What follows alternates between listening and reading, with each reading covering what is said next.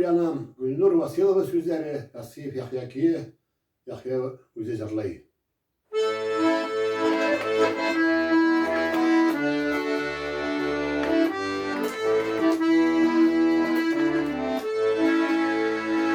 Şotlarına varayım da şotlarına yarıyla minleri baktırge yaş bara keşlerde kanara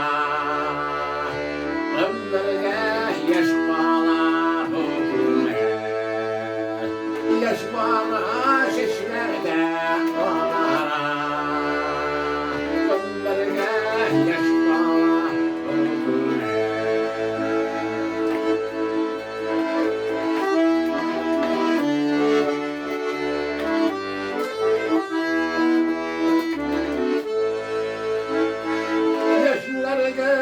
Varında soklara Yasın bu yaşta mülküger İllik bitmegen Hammanıda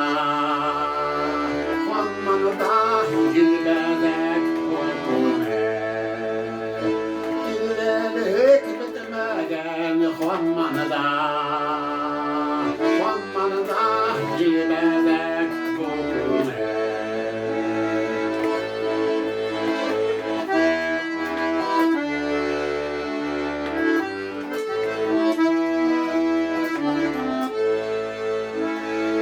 Üzeme varında uyularım Kungelit Hammanıda yaş kalınar Yaşlıgır uksede kungeriyar